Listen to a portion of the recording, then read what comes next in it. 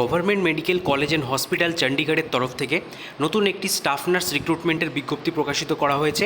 এখানে আপনারা ভারতীয় নাগরিক হলেই আবেদন করতে পারছেন। এর সাথে আপনাদের কী এলিজিবিলিটি ক্রাইটেরিয়ার প্রয়োজন, কত টাকা স্যালারি এখানে দেওয়া হচ্ছে, এছাড়া কিভাবে সিলেকশন প্রসিডিওর কমপ্লিট হবে, এই সমস্ত বিষয়ে আজকে আপনাদের ভিডিওর মাধ্যমেই জানাবো।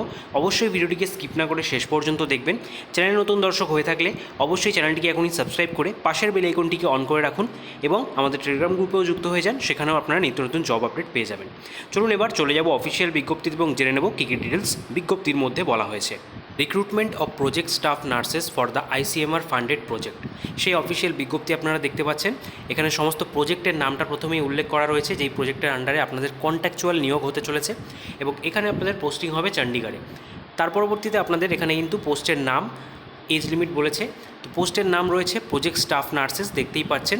এজ লিমিট বলা হয়েছে ম্যাক্সিমাম 35 বছর পর্যন্ত প্রার্থীরা আপনারা যারা রয়েছেন আবেদন করতে পারছেন জেনারেলদের ক্ষেত্রে। এছাড়া ST/SC হলে 5 বছরের বয়সের ছাড়া আপনারা সরকারি নিয়ম অনুযায়ী পেয়ে যাবেন। এর পরবর্তীতে কোয়ালিফিকেশান, যেখানে 4 ইয়ার নার্সিং কোর্স চাওয়া হয়েছে, অর্থাৎ BSc ক্যান্ডিডেটরা আপনারা এখানে এলিজিবল। তার পাশাপাশি রিসার্চ এক্সপিরিয়েন্স এখানে যদি থেকে থাকে সেক্ষেত্রে কিন্তু আপনারা আবেদন করলে অগ্রাধিকার পাচ্ছেন। স্যালারি কত টাকা দেওয়া হচ্ছে? 28,000 টাকা বেসিক, তার সাথে 18% হাউস রেন্ট অ্যালাউন্স দিয়ে প্রতি মাসে আপনাদের 33,040 টাকা করে কিন্তু বেতন আপনারা পাবেন। এর পরবর্তীতে আপনাদের সিলেকশন ক্রাইটেরিয়া বলে দিই। এখানে কিন্তু যারা যারা শর্ট লিস্টেড হবেন তাদেরকে সরাসরি ইন্টারভিউর জন্য ডাকা হবে, ঠিক আছে।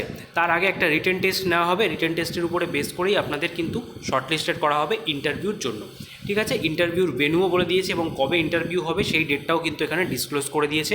15 মে 11 AM থেকে আপনাদের যে ইন্টারভিউ সেটা স্টার্ট হয়ে যাবে। কোথায় হচ্ছে তার ডিটেলসটাও এখানে আপনারা দেখতে পাচ্ছেন। ভিডিওটা পজ করে আপনারা এখানে স্ক্রিনশট নিয়ে নিতে পারেন। এরপরে আসবো আবেদন প্রক্রিয়া, যেটা সম্পূর্ণ অফলাইন রয়েছে। আবেদন করতে গেলে আপনাদের কিন্তু একটা CV ফরম্যাট বানাতে হবে।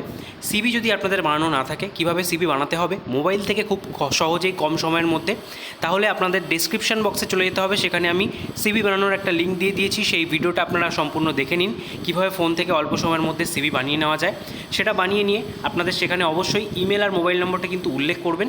তার সাথে আরও কী অ্যাটাচ করতে হবে? Age proof along with recent passport size photograph, qualification certificate, experience certificate যদি থেকে থাকে তাহলে সেগুলো অ্যাটাচ করবেন। এবং আপনারা যদি ST/SC PWBD ক্যাটাগরি হয়ে থাকেন সেক্ষেত্রে সেই ক্যাটাগরি সার্টিফিকেট দিতে হবে এবং গভর্নমেন্ট এমপ্লয়িদের ক্ষেত্রে NOC কিন্তু সাবমিট করতে হচ্ছে, ঠিক আছে। এই সমস্ত ডকুমেন্টস অ্যাটাচ করার পর এটাকে একটি ক্লোজ এনভেলপের মধ্যে ভরে এই যে অ্যাড্রেসটা রয়েছে এই অ্যাড্রেসে কিন্তু আপনাদেরকে পাঠিয়ে দিতে হবে।